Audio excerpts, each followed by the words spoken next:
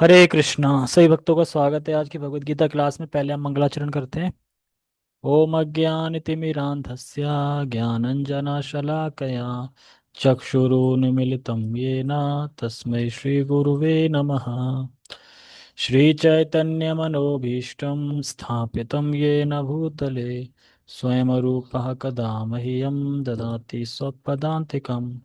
वन्देऽहं श्रीगुरो श्रीयुतापदकमलं श्रीगुरून् वैष्णवांश श्रीरूपं साग्रजातं सहगणरघुनाथान्वितं तं सजीवं साधुवेतं सावधूतं परिजनसहितं कृष्णचैतन्यदेवं श्रीराधा कृष्णपादान् सहगणललिता श्रीविशाखाद्विषां च।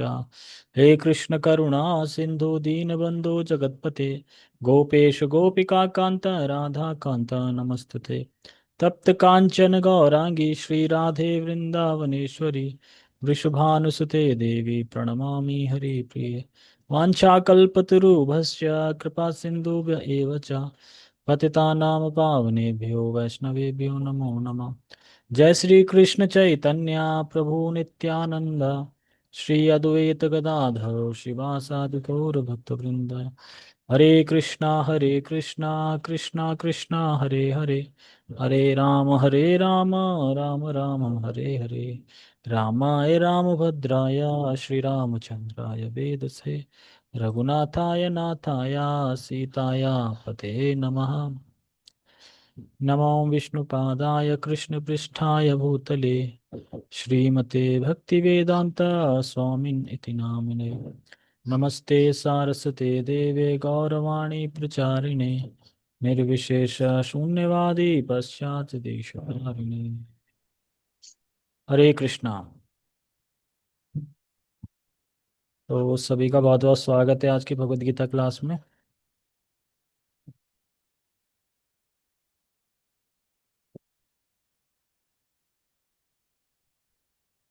तो आज का श्लोक बहुत आश्चर्य करने वाला है। आश्चर्यजनक है आज का श्लोक बहुत, क्योंकि भगवान अर्जुन को कई श्लोकों से समझा रहे हैं कि तुम शरीर नहीं आत्मा हो, तुम शरीर नहीं आत्मा हो। लेकिन अर्जुन नहीं समझ रहे, तो भगवान हंसते हुए कहते हैं कि कोई दिक्कत नहीं है, क्योंकि आत्मा है ही ऐसी वस्तु कि हर कोई नहीं समझ सकता।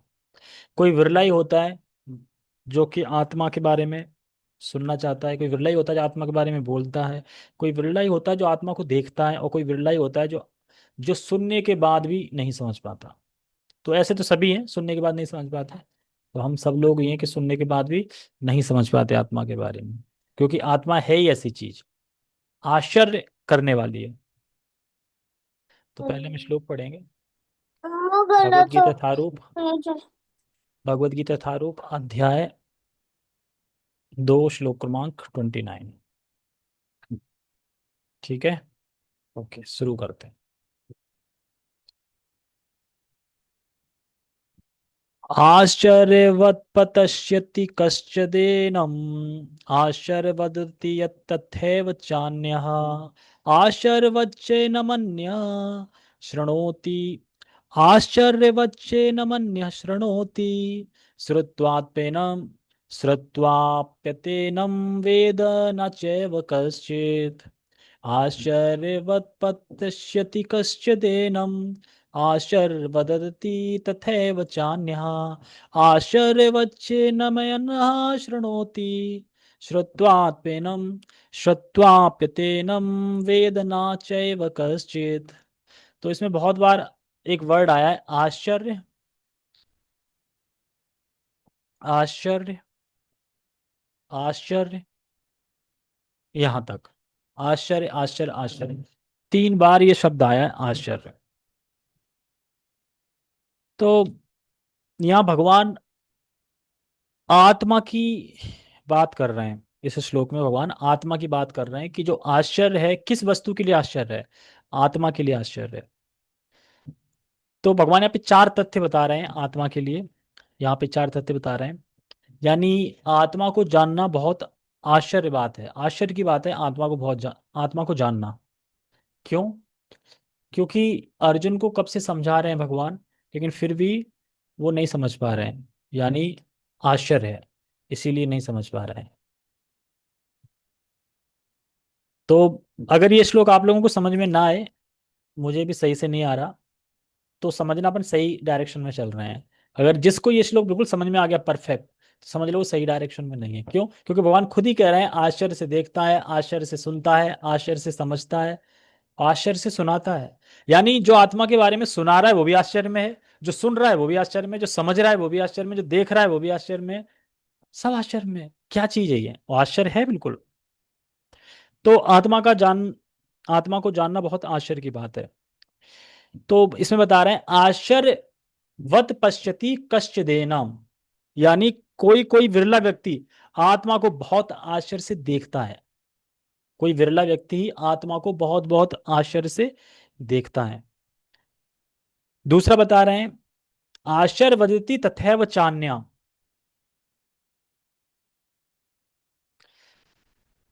कोई विरला व्यक्ति ही उसके बारे में बोलता है। अभी आप आत्मा के बारे में बोलना शुरू कर दो तो सब आश्चर्य होगा, अच्छा आत्मा सूक्ष्म है, इतनी छोटी है, दिखाई नहीं देती, अच्छा लेकिन शरीर तो चल रहा है, कैसे चल रहा है? ये तो बड़ी बात है यार। एक छोटी सी चीज जो हमें दिखाई नहीं दे रही वो कैसे शरीर को चला सकती है? और वही आत्मा बड़े में है, वही छोटे में है, कैसे हो सकता है? तो बहुत आश्चर्य की बात है। तो कोई विरला व्यक्ति उसके बारे में बोलता है। सुनने वाले बहुत कम है। आश्चर्य वच्च मन्य श्रृणोति, श्रृणोति मतलब सुनने वाला। तो सुनने वाले व्यक्ति भी बहुत कम है और आश्चर्य से सुनते हैं। जैसे कि हमें तो काफी दिन से आत्मा के बारे में सुन रहे हैं, लेकिन जो जानता ही नहीं आत्मा क्या है उसको अगर बताना स्टार्ट कर दो आत्मा के बारे में तो वो आश्चर्य हो जाएगा, ये क्या है? ये तो एक अलग ही अद्भुत करिश्मा है। आत्मा तो, क्योंकि वो बिल्कुल कुछ नहीं जानते आत्मा, वो शरीर ही जानते हैं कि शरीर ही हम सब कुछ है, शरीर ही लड़ता है, शरीर ही मरता है, आत्मा तो जानते ही नहीं आत्मा होता क्या है। तो ऐसे लोग अगर सुनेंगे तो बहुत कम होते हैं जो सुनते हैं, और जो सुनते भी हैं तो वो बहुत आश्चर्य से सुनते हैं। और चौथा है श्रुत्वाप्यतेनम वेद ना चैव कश्चित, यानी और बहुत ध्यान से सुनने पर भी कुछ समझ में नहीं आता। यानी आप बहुत ध्यान से सुन रहे हो, अभी तक आप सेकंड चैप्टर तक सुन रहे हो ध्यान से, फिर भी समझ में नहीं आया कि आत्मा क्या है। अर्जुन, अर्जुन को समझ में आया अभी तक आत्मा क्या है? अर्जुन बोलेंगे भगवान से मुझे समझ में नहीं आ रहा है। हालांकि आपने सब कुछ बताया वैदिक नॉलेज के हिसाब से, लेकिन मुझे समझ में नहीं आ रहा है। तो भगवान कह रहे कोई आश्चर्य की बात नहीं, ये आश्चर्य ही है कि समझ में नहीं आता। जो सुनता है उसको भी समझ में नहीं आता है। तो भगवान यहाँ पे स्वयं कहते हैं कि ये आत्मा आश्चर्य की बात है। ये आत्मा जो मैंने बनाई है, जो ये आत्मा है, जो मेरा अंश है, ये बहुत आश्चर्यजनक चीज है। क्योंकि इतना समझाया भगवान ने अर्जुन को, दिव्य शास्त्र, लोक सिद्धांत की इस सिद्धांत से समझ लो तो भी शोक करने की जरूरत नहीं, उस सिद्धांत से समझ लो तो भी शोक करने की जरूरत नहीं है, वैदिक सिद्धांत से समझ लो तो भी शोक करने की जरूरत नहीं है। फिर भी अर्जुन का शोक नहीं गया, फिर भी उन्हें आत्मा समझ में नहीं आई और शोक नहीं गया। इसीलिए भगवान अब ये बात बोल रहे हैं कि आश्चर्य की बात है कि लोग इसको नहीं समझ पाते। तो आत्मा को जानना, सुनना, समझना, देखना, ये सब इंद्रियां, मन और बुद्धि के परे है। यानी आत्मा, ये चारों जो चीज सिम्टम बताए जा रहे हैं आत्मा को, लोग आश्चर्य से देखते हैं, आश्चर्य से सुनते हैं, आश्चर्य से समझते हैं और आश्चर्य से बोलते हैं। तो ये आपको तभी समझ में आएगा जब आप भक्ति के लेवल पे पहुंच जाओगे। भक्ति के लेवल पहुंचोगे तो ये चीज समझ में आएगी। ये इंद्रियां, मन, यहाँ तक कि बुद्धि से भी ये पकड़ में नहीं आती चीजें। इतनी सूक्ष्म है, इतनी सूक्ष्म है कि ये पकड़ में नहीं आती। इसलिए श्लोक प्रभुपाद जी ये श्लोक, इसमें तात्पर्य में एक श्लोक कोट करेंगे कि छोटे शरीर को चलाने वाले भी वही आत्मा है और बड़े शरीर को चलाने वाली भी वही आत्मा है। जैसे कि एग्जाम्पल, कोई व्यक्ति चार पहिए की स्विफ्ट डिजायर गाड़ी चलाता है, चला रहा है। अब उसे आप 10 12 18 पहिए का ट्रक पकड़ा दो, चला पाएगा? क्योंकि उसने तो सिर्फ डिजायर छोटी सुनाई है, ट्रक नहीं चला पाएगा वो। एरोप्लेन चला लेगा? एरोप्लेन कितने पहिए का होता है? उसमें पहिए ही नहीं होता, तो हवा में उड़ता है ना, नीचे चलता है, ऊपर हवा में उड़ता है, नहीं चला पाएगा। लेकिन आत्मा दो पद चलने वाले के शरीर में है, उस यंत्र मतलब एक तरह से आत्मा हो गया और ये यंत्र हो गया, चला रही है उसको। अब वही आत्मा जब किसी सांप के शरीर में चली जाए जिसके अनेकों पैर होते हैं, फिर भी चला रही है। चाहे 6 हाथ 6 पद चलने वाले जानवर के शरीर में पहुंच जाए तो भी चला रही है। उसे उसे कहीं से प्रैक्टिस करने की जरूरत नहीं है, वो सब कुछ कर लेती है। तो आश्चर्य की बात है ये कि आत्मा को प्रैक्टिस हो जाती है ना एक शरीर में रह के, तो दूसरे शरीर में वो कैसे रह लेती है? 84 लाख योनियां हैं और 84 लाख योनियों में आत्मा किसी भी योनि में जाने के बाद उससे घुल मिल जाती है और वैसे कार्य करती है। तो ये बहुत आश्चर्य की बात है, क्योंकि जीवात्मा का साइज क्या है, फिक्स है। आत्मा का साइज फिक्स है, फिक्स है बिल्कुल, और वही चलता है। और वही फिक्स साइज पूरे शरीर को चलाता है, चाहे वह चींटी हो। चींटी तो फिर भी बड़ी हो गई, आपको पता है कि चींटी से भी छोटे छोटे ऐसे कीटाणु, मतलब कीड़े मकोड़े होते हैं जो इतने सूक्ष्म होते हैं आपको दिखाई भी नहीं देंगे। उसको भी आत्मा चला रही है, और वही आत्मा है, साइज वही है। तो कैसे होता है ये? साइज वही है, वही हाथी को चला रही है, और वही एक छोटे से कीड़े को चला रही है। 1 इंच के अंदर करोड़ों आत्माएं होती हैं, 1 इंच में। यानी आत्मा इतनी सूक्ष्म है कि 1 इंच जगह में करोड़ों आत्माएं हो सकती हैं। बहुत ज्यादा डिफिकल्ट है, बहुत ज्यादा आश्चर्य की बात है।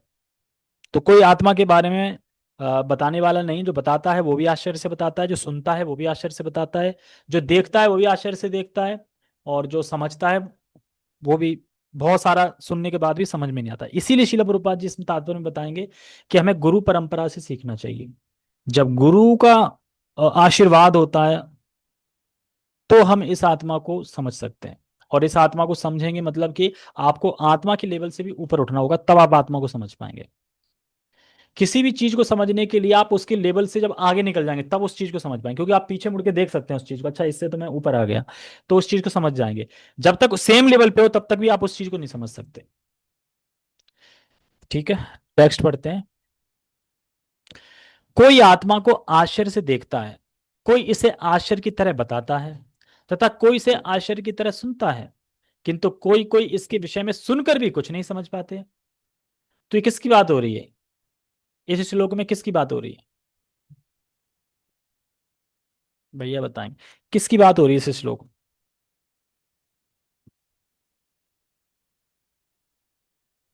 हरे कृष्णा प्रभु जी। हरे कृष्णा, इस श्लोक में किसकी बात हो रही है? आत्मा के बारे में बता रहे हैं। आत्मा कौन है?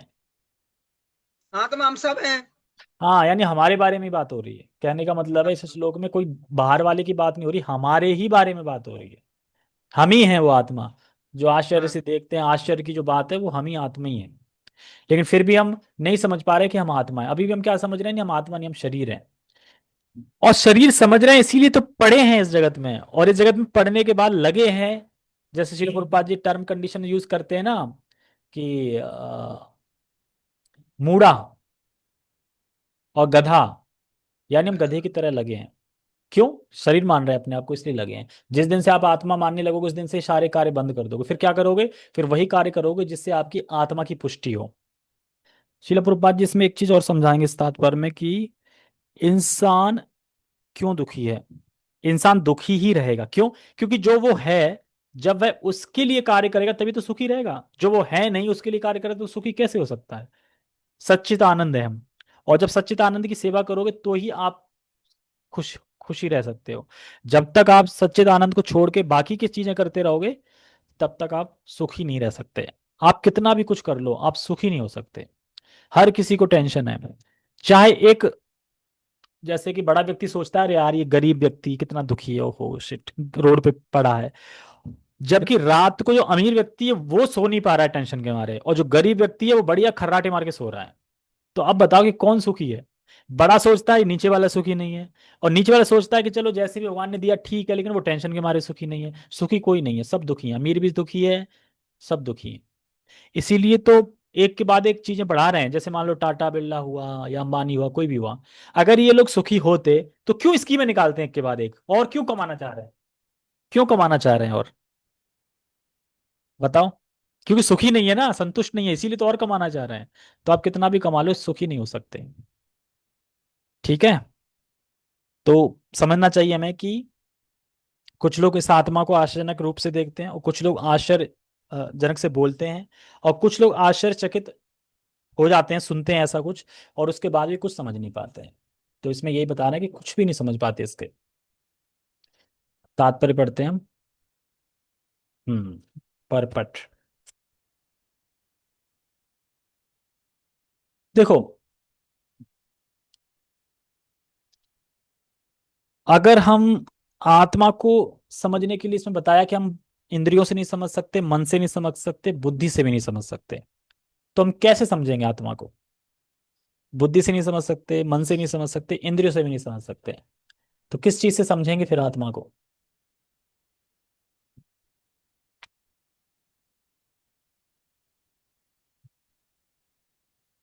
बताइए, हरे आपको याद? कृष्णा प्रभु जी। हरे हरे कृष्ण। कृष्णा प्रभु जी। हाँ आत्मा को समझने के लिए तो आपने अभी बताया तो था कि हमें गुरु की शरण लेनी पड़ेगी, और सब चीज को मतलब शोक को मिटाना होगा, तभी हमें आत्मा समझ में आएगी। जब हमें आत्मा क्लियरिटी हो जाएगी तो हमें शोक नहीं होगा किसी भी चीज का। कि जैसे कोई भी दुख रहता है ना, कि हम शरीर के लिए दुख मनाते हैं, तो वो चीज खत्म हो जाएगी। गुरु की शरण में जाएंगे तो ही हम इस चीज को समझ पाएंगे कब शायद। जाएंगे गुरु की शरण में? उसके लिए क्या बताओ अभी तो। Next birth, next birth. जितनी जल्दी अगले जन्म। पॉसिबिलिटी हो उतनी जल्दी ग्रहण कर लेनी चाहिए। पहले योग्यता भी तो होनी चाहिए गुरु की शरण में जाने की। हाँ, चार तो जो बताए थे हाँ, आपने, चार और वर्ण उस का। योग्यता को पहले प्रैक्टिस करनी पड़ेगी, वो योग्यता होगी और प्रैक्टिस। कनेक्ट हाँ रहेंगे जी। परंपरा से, तभी तो होगा। नहीं ऐसे थोड़ी कि चले जाओ गुरु से शरण में आ गए हम। हाँ हाँ, ऐसे वो तो है। कहने का मतलब ये है कि इंद्रिया, मन, बुद्धि से हम नहीं समझ सकते आत्मा को, हम समझ सकते हैं सिर्फ भक्ति से। भक्ति जो प्लेटफॉर्म है वहीं से हम आत्मा को समझ सकते हैं। तो इसमें स्टेज बताइए कि भक्ति को समझने के लिए हमें ऊपर आना होगा। यानी अगर हम सेंस के लेवल पे हैं, इंद्रियों के लेवल पे हैं, तो अगर हमें इंद्रियों को समझना है तो हमें बुद्धि के लेवल पे आना पड़ेगा, एक स्टेप ऊपर। तब हम इंद्रियों को समझ पाएंगे। और जब बुद्धि से भी, बुद्धि को समझना है तो हमें बुद्धि से भी ऊपर आना होगा। और बुद्धि से ऊपर आते हैं तो वो होती है फीलिंग, इमोशन, यानी सोल के स्टेज पे आना होगा। जब हम सोल के स्टेज पर आ जाएंगे तब हम बुद्धि को, आईक्यू को, इन सबको समझ जाएंगे। फिर भी आत्मा को नहीं समझ पाओगे। आत्मा को समझने के लिए आपको सुपर सोल की स्टेज पे आना पड़ेगा। यानी सुपर सोल को जब आप समझ जाओगे, यानी परमात्मा को समझ जाओगे, तब आप आत्मा को समझ पाओगे। तो सोल को समझने के लिए हमें सुपर सोल के लेवल पर आना पड़ेगा। और इसको कहते हैं भक्ति। यानी भक्ति के लेवल पे जब हम आ जाएंगे, यानी भाव के लेवल पे आ जाएंगे, तो आप आत्मा का अनुभव करने लगेंगे कि हाँ एक्चुअली हम आत्मा है। अभी हम आत्मा का अनुभव नहीं कर सकते, अभी हम शरीर का ही अनुभव कर सकते हैं, क्योंकि हम समझ ही नहीं सकते आत्मा को। हम अपने आप को नहीं समझ पा रहे। सोच के देखो जरा, हम जो आत्मा है, हम खुद ही अपने आप को नहीं समझ पा रहे कि हम कौन है। तभी एक व्यक्ति आया था, उसके सर पे बहुत गहरी चोट लगी थी। जैसे ही उसके सर पे चोट लगी तो उसकी याददाश्त चली गई। और वो ट्रेन में कह रहा, मैं कौन हूँ, मैं कौन हूँ, मैं ये हूँ, मैं वो हूँ, मैं कौन हूँ, भूल गया। एक डिवोटी उसको मंदिर ले गया, भक्त बना दिया, बढ़िया से उसने सेवा वेवा करी, किचन में सेवा करता था। एक दिन उसके मूड पे फिर एक टप गिर गया, उसकी याददाश्त वापस आ गई। और जब अपने आप को देखता है कि अरे टकला हो गया हूं मैं, धोती कुर्ता का, फिर कहता है मैं कौन हूँ। पहले भी कह रहा था मैं कौन हूँ, और याददाश्त आने के बाद भी कह रहा है मैं हूँ कौन, मैं तो वहां था, ये मैं कौन हूँ। तो वही है, हम नहीं समझ पाते कि मैं कौन हूं। इसीलिए भगवान समझाते हैं कि आप हो कौन। आप मेरे अंश हो, मेरे नित्य सेवक हो। इसीलिए सब धर्मों को त्याग के मेरी शरण में आ जाओ, भगवान साफ साफ बताते हैं। उसी को हमें बस स्वीकार करना है। जैसे बहुत से लोग होते हैं, देखो हम आत्मा वगैरह को नहीं मानते, अगर आत्मा सच में है या भगवान सच में, तो दिखाओ पहले, तो हम मानेंगे।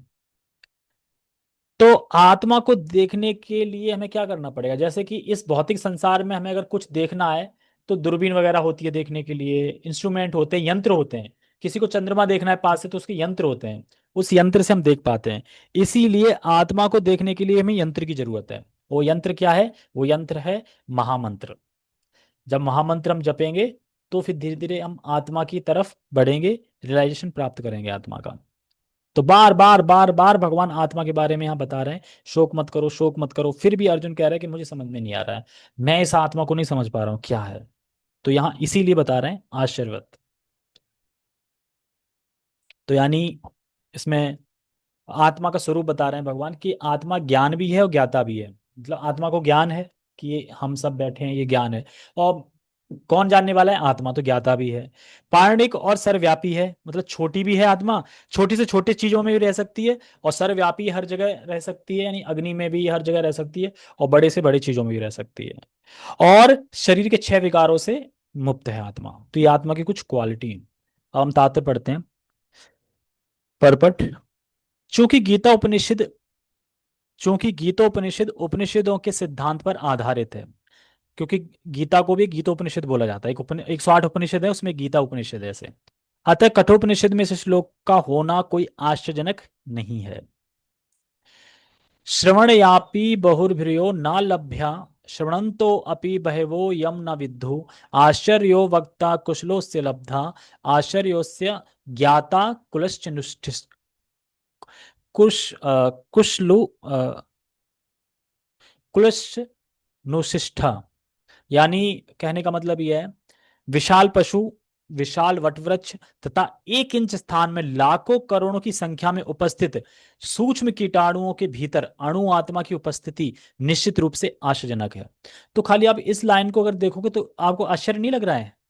एक विशाल वट वृक्ष में भी वही आत्मा है, छोटी बिल्कुल। कौन सी आत्मा? जो 1 इंच में लाखों करोड़ों की संख्या में उपस्थित है, वही आत्मा एक विशाल वट वृक्ष में है। और सूक्ष्म कीटाणुओं में भी है, जिनको हम देख नहीं पाते। सूक्ष्म कीटाणु ऐसे होते हैं जिनको हम देख नहीं पाते, हवा में वगैरह अग्नि में ऐसे होते हैं, देख नहीं पाते। उनमें भी वही आत्मा उपस्थित है। तो ये निश्चित रूप से क्या है? ये आश्चर्यजनक की बात है, बहुत ज्यादा आश्चर्य की बात है। अल्पज्ञ तथा दुराचारी व्यक्ति अणु आत्मा के स्फुलिंग के चमत्कारों को नहीं समझ पाता। मतलब भगवान एक अग्नि है पूरे, उस अग्नि से निकलने वाली चिंगारी वो हम है, लेकिन चिंगारी को भी नहीं समझ पाते कि वो क्या क्या कर सकती है। छोटे छोटे में भी है, बड़े में भी है। जो स्फुलिंग के चमत्कार हैं उसको जो अल्पज्ञ लोग हैं वो नहीं समझ पाते। जिसने विश्व के प्रथम प्राणी ब्रह्मा को भी शिक्षा दी हो, क्यों ना समझाए। कहने का मतलब यह है कि जो व्यक्ति है, मूर्ख व्यक्ति ऐसे होते हैं, अल्पज्ञ व्यक्ति, कि अगर भगवान भी समझाने के लिए उनको आ जाए वो तब भी नहीं समझेंगे। सब सृष्टि के प्रथम जी ब्रह्मा जी हैं, तो ब्रह्मा जी को ज्ञान किसने दिया? कृष्ण ने दिया। तो कह रहे हैं कि जिसने ब्रह्मा जी को ज्ञान दिया, अगर वो भी उतर आए धरती पे और समझाए आत्मा के बारे में, फिर भी मूर्ख व्यक्ति, फिर भी अल्प व्यक्ति नहीं समझ सकता। इतनी आश्चर्यजनक है और नहीं समझते। भगवान भगवदगीता कहते हैं कि सर्व धर्मों को छोड़ के मेरी शरण में आओ, और लोग क्या कहते हैं? सभी धर्मों को छोड़ के निराकार की शरण में जाओ। बोलते हैं कि नहीं बोलते हैं? कृष्ण कृष्ण नहीं बोल रहे हैं, कृष्ण के अंदर कोई शिव बाबा बोल रहा है या कोई निराकार ब्रह्म बोल रहा है, बोलते हैं ना ऐसा? तो यानी भगवान ने खुद आके समझाया गीता में, तब भी समझ में नहीं आ रहा उनको। इसीलिए कह रहे हैं यहाँ पे कि भगवान क्यों ना समझाएं, तब भी नहीं समझ पाते हो। वस्तुओं के स्थूल भौतिक बोध के कारण इस युग के अधिकांश व्यक्ति इसकी कल्पना नहीं कर सकते कि इतना सूक्ष्म कण किस प्रकार इतना विराट तथा लघु बन सकता है। यानी इन संसार में या तो कोई बड़ी चीज होती है या कोई छोटी चीज होती है। आपने देखी होगी, या तो कोई बड़ी चीज होगी या कोई छोटी चीज होगी। लेकिन क्या आपने ऐसे कभी देखी कि वही चीज छोटी है वही चीज बड़ी है? तो इसलिए कल्पना नहीं कर पाते इस संसार के लोग। तो कहने का मतलब ये है कि एक ही समय में कोई बड़ा भी है और एक ही समय में कोई छोटा भी है। वो आत्मा है, छोटे चीज में भी है, बड़ी चीज में भी है। बड़े शरीर को भी चला रही है, छोटे शरीर को भी चला रही है।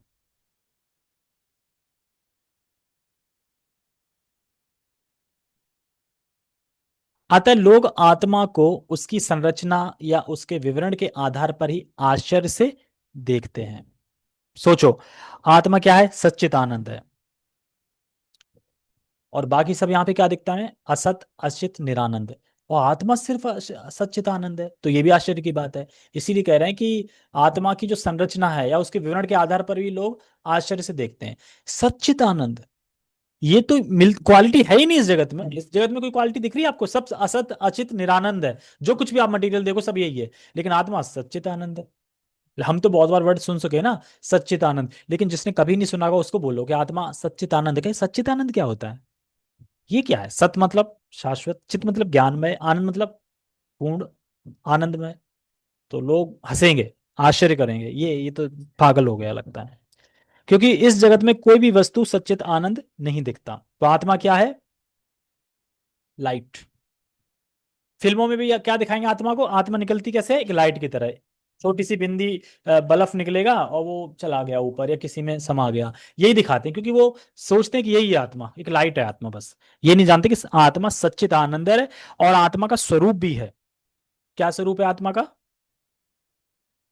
जैसे हमारा स्वरूप दिख रहा है वैसे आत्मा की स्वरूप है। आत्मा की भी दो आंखें हैं, दो ना आंख है, कान है, दो कान है, एक नाक है, एक मुंह है, ये सब है, हाथ है, पैर है, ये सब है। आत्मा आत्मा का पूरा स्वरूप है। इतनी छोटी चीज का भी स्वरूप है। जो कि हम देख नहीं सकते। इंद्र तृप्ति की बातों में फंसकर लोग भौतिक शक्ति यानी माया से इस तरह मोहित होते हैं कि उनके पास आत्मज्ञान को समझने का अवसर ही नहीं रहता। यद्यपि यह तथ्य है कि आत्मज्ञान के बिना सारे कार्यों का दुष्परिणाम जीवन संघर्ष में पराजय के रूप में होता है। कहने का मतलब यह है कि आपके या हमारे जीवन की अगर निश्चित रूप से अपने मतलब जो भी जीवन मिला है, मनुष्य जीवन मिला है जिसको भी, तो निश्चित रूप से हार है। अगर हमने मानव जीवन प्राप्त करके आत्म जिज्ञासा नहीं की तो निश्चित रूप से हमारी हार है ये। हमने मानव जीवन प्राप्त कर लिया, फिर भी हम भगवान की तरफ नहीं बढ़ रहे, आत्म जिज्ञासा नहीं कर रहे, तो निश्चित रूप से हमारी हार है ये। मैं कौन हूं और मेरा इस जगत में आने का उद्देश्य क्या है, लक्ष्य क्या है जीवन का, ये क्लियर होना चाहिए इंसान को। तब वो मानव मनुष्य पाने के मनुष्य शरीर पाने के बाद थोड़ा बहुत वो ठीक करेक्ट डायरेक्शन में चल रहा है, क्योंकि वो ये सोच रहा है, रिलेशन कर रहा है कि मैं कौन हूं, मैं कहाँ से आया हूँ, जीवन का लक्ष्य क्या है। अगर वो ये कुछ नहीं कर रहा है तो यानी मानव जीवन उसने बेकार कर दिया, निश्चित रूप से उसके मानव जीवन की हार। हार मतलब यह है कि एक मौका दिया है भगवान ने कि आप जाओ और मेरा भजन करो और फिर घर जो वापस घर लौट के आ जाओ, इस चीज को हम गवा देंगे। और ये जो फैसिलिटी है फिर दोबारा नहीं मिलेगी। हो सकता है हम कीड़े बन जाएं, मकोड़े बन जाएं, पेड़ बन जाएं, क्या बन जाएं क्या पता, कुछ भी बन सकते हैं। तो इसीलिए अपॉर्चुनिटी हमें गंवानी नहीं चाहिए। अगर हमें मनुष्य शरीर मिल गया है और हमें पता चल गया है कि कृष्ण भगवान है और हमें उनकी भक्ति करके उनके पास जा सकते हैं, तो इसीलिए हमें जीवन में बाकी सब चीजों को सेकेंडरी रख के प्राइमरी हमें भक्ति चूज करनी चाहिए। प्राइमरी भक्ति, सेकेंडरी अपना जीवन बात का। तो लेकिन हम क्या करते हैं, सेकेंडरी भक्ति, सेकेंडरी भी नहीं है, थर्ड या फोर्थ ही होगी, फोर्थ पे जाके कहीं, फोर्थ भी ना हो शायद, पता चले नंबर ही नहीं आ रहा हो किसी किसी का, तो 1000 के बाद हो कहीं नंबर, ऐसा भी हो सकता है। लेकिन जनरली देखा जाए तो फर्स्ट प्राइमरी हमें समय देना चाहिए भक्ति के लिए, सेकेंडरी समय देना चाहिए अपनी फैमिली के लिए। ये है। क्यों? अरे हम जिसके हैं, जिसने जीवन दिया है, जिसके लिए दिया है, तो उसके लिए करो ना। पता नहीं था तब कुछ भी कर रहे थे, लेकिन अब पता चल गया ना। अब पता चल गया ना, आप भोग ला के नहीं खाओगे तो पाप खाओगे। पहले तो पता नहीं था, पहले तो खूब खाते थे चाउमीन बाहर से ला ला के, चाउमीन खाते थे, छोले भटूरे खाते थे। हमने तो पता नहीं कब से छोले भटूरे खाने छोड़ दिए हैं। मतलब पहले खाते थे, पहले हर हफ्ते पहुंच जाते थे रेस्टोरेंट में, छोले भटूरे चाउमीन पेप्सी ये सब चलती थी। लेकिन अब तो कितनी साल हो गई, 5-6 साल तो कब से नहीं खाया। तो कहने का मतलब यह है कि अगर जीवन मानव जीवन मिला है तो उसको बेकार मत जाने दो, हमें आत्म जिज्ञासा करनी चाहिए। संभवतः उन्हें इसका कोई अनुमान नहीं होता कि मनुष्य को आत्मा के विषय में चिंतन करना चाहिए और दुखों का हल खोज निकालना चाहिए। तो आश्चर्य की बात क्या है कि लोगों को यही नहीं पता है कि हम दुख में हैं कि नहीं है। आप दुख से बाहर निकलने के लिए तब प्रयत्न करोगे ना जब आप ये मानोगे मैं दुख में हूं। लेकिन लोग मानते ही नहीं कि मैं दुख में हूं। आप किसी से पूछ रहे हो दुखी हो, हाँ बिल्कुल दुखी नहीं हूं, अरे मस्त चल रही है, बढ़िया काम करके आता हूँ, बढ़िया पैक लगाता हूँ और बढ़िया सो जाता हूँ। कोई मतलब ही नहीं है भगवान कौन है, हम कौन है, क्या कौन है, बस जीवन में खाओ पियो ऐश करो, बस इसीलिए मिला है। तो जब उन्हें पता ही नहीं है तो फिर बड़ा व्यक्ति सोचता है कि वो दुखी है, वो सोचता है वो दुखी है, वो सोचता है वो दुखी, पर हैं सब दुखी। शिला प्रभुपाद जी अपने लेक्चर में बोलते हैं मॉर्निंग वॉक में कि इस जीवन में आप सुखी रह ही नहीं सकते। अगर कोई ये सोच रहा है कि मैं सुखी रह सकता हूं तो वो सबसे बड़ा मूर्ख है, कि जो ये सोचता हूं मैं इस जीवन मैं इस संसार में सुखी रह सकता हूं। क्यों? क्योंकि भगवान ने पहले ही डिक्लेयर कर दिया दुखालयम। आप कैसे सुख की आकांक्षा कर सकते हो इस जगत में? इसलिए क्लेश आएंगे, लड़ाइयां झगड़े आएंगी, सब होंगे। क्यों? क्योंकि ये स्वभाव है इस जगत का। अगर ये होगा नहीं तो आपको अच्छा लगेगा, अच्छा लगेगा तो आप भक्ति कैसे करोगे, और भक्ति नहीं करोगे तो आप यहीं रह जाओगे। तो भगवान ने जगत क्यों बनाया है? अरे भाई ये बनाया है कि यहाँ पे आओ भक्ति करो और मेरे पास आओ। जंक्शन है ये पृथ्वी लोक, रहने के लिए जगह नहीं है ये जगह प्रैक्टिस करके भक्ति करके यहाँ से निकलने की है। जंक्शन पे कोई अपना घर नहीं बनाता, चलो रेलवे स्टेशन आ गया मैं घर बना लेता हूँ यहाँ पे। अरे रेलवे स्टेशन है ट्रेन पकड़ने के लिए। ये चीज समझनी चाहिए। ऐसे थोड़े से लोग जो आत्मा के विषय में सुनने के इच्छुक हैं अच्छी संगति पाकर भाषण सुनते हैं, किंतु कभी कभी अज्ञानवश वे परमात्मा तथा अणु आत्मा को एक समझ बैठते हैं। तो आते तो हैं, सुनते भी हैं, लेकिन जहर घोलने वाले कुछ वक्ता ऐसे मिल जाते हैं जो आत्मा को नहीं जानते और क्या कहते हैं, आत्मा परमात्मा एक ही है। हम कट कट के वहां से अलग हो गए हैं, हम उसी के उसी में थे पर उसमें से कट गए हैं और कट के हम दिख रहे हैं सामने माया के प्रभाव से हम जब माया को तिरोहित कर देंगे, माया से जीत जाएंगे, तो फिर हम उसी में जुड़ जाएंगे जाके, यानी परमात्मा में ही हम जुड़ जाएंगे, हम परमात्मा ही बन जाएंगे। ऐसा लोग बताते रहते हैं। ऐसा व्यक्ति खोज पाना कठिन है जो परमात्मा, अणु आत्मा, उनके पृथक पृथक कार्यों तथा संबंधों एवं अन्य विस्तारों को सही सही ढंग से सही सही ढंग से समझ सके। इससे अधिक कठिन है ऐसा व्यक्ति खोज पाना जिसने आत्मा के ज्ञान से पूरा पूरा लाभ उठाया है और जो सभी पक्षों से आत्मा की स्थिति का सही सही निर्धारण कर सके। यानी सही सही निर्धारण क्या है?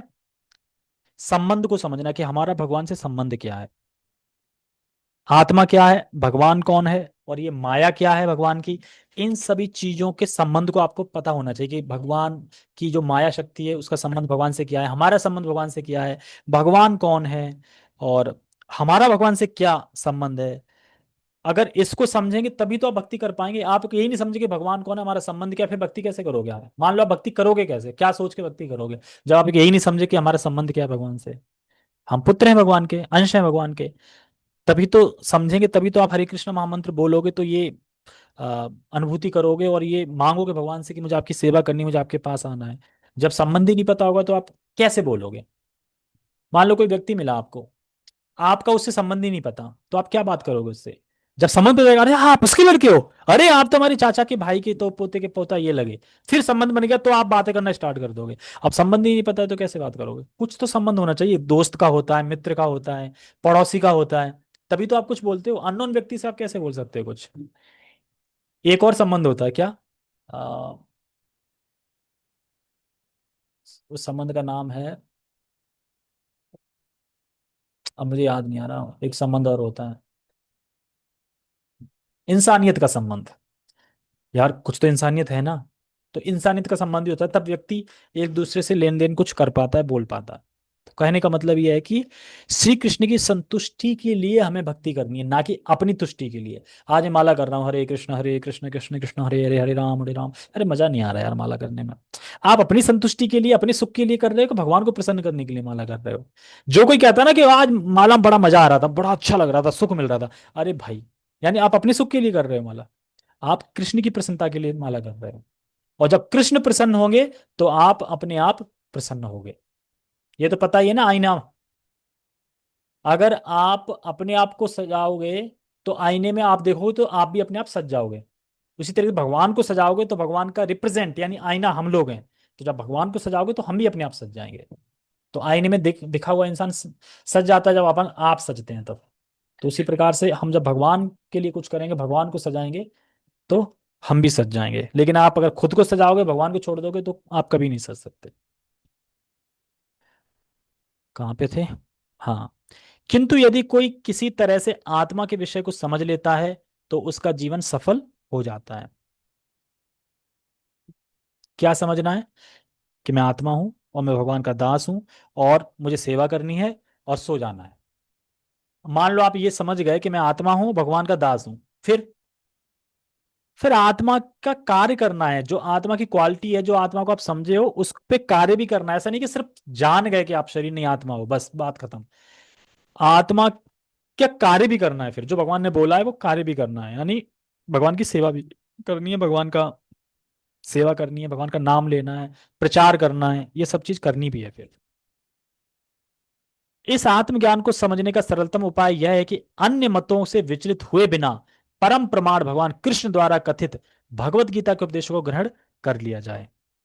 किंतु इसके लिए भी इस जन्म में या पिछले जन्मों में प्रचुर तपस्या की आवश्यकता होती है, तभी कृष्ण को श्री भगवान के रूप में स्वीकार किया जा सकता है। समझ रहे हो कुछ? यानी कि आप अगर गीता को स्वीकार कर रहे हो कि गीता जो बोली है भगवान कृष्ण ने वो सही बोली है, और भगवान कृष्ण को स्वीकार कर रहे हो, तो आप कोई ऑर्डिनरी व्यक्ति नहीं हो, मतलब कोई आप सामान्य व्यक्ति नहीं हो।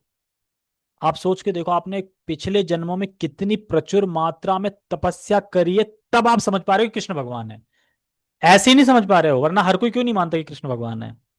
अगर अगर कोई इस जन्म में, इस संसार में ये मान रहा है कि कृष्ण भगवान है और गीता की शिक्षा को मानता है, तो यानी उसने पिछले जन्मों में बहुत तपस्या करी है, तब वो यहां पहुंचा है। बाकी लोग जो नहीं मान रहे, तपस्या कर रहे हैं, तो अभी ये आपसे बहुत नीचे हैं, अभी तपस्या करेंगे करेंगे तब आगे जाके जन्मों में जानेंगे कि कृष्ण भगवान है। आप तो अभी जान गए कृष्ण भगवान है, यानी आपने तपस्या कर ली है। तो वही तपस्या कंटिन्यू रखनी है गुरु की प्रसन्नता के लिए। यानी गीता स्वीकार कर ली है तो कृष्ण को स्वीकार कर लिया है, तो ये बहुत बड़ी तपस्या की है। जो हम अभी देख पा रहे हैं, सामने लोग जो भी बैठे हैं, जो भी सुन रहे हैं, हम देख पा रहे हैं कि ये तो ऐसे ही है सब। नहीं, इन्होंने बहुत तपस्या करी है, तब ये जान पा रहे हैं कि कृष्ण भगवान है। और कह रहे हैं, पर कृष्ण को इस रूप में जानना शुद्ध भक्तों की अहेतु की कृपा से ही होता है, अन्य किसी उपाय से नहीं। यानी गुरु की कृपा से हम भगवान तथा आत्मा के तत्व को समझ सकते हैं, और किसी तरीके से नहीं। ठीक है। हरे कृष्णा। जगत गुरु श्रील प्रभुपाद की जय। श्रीमद् भगवद गीता की जय।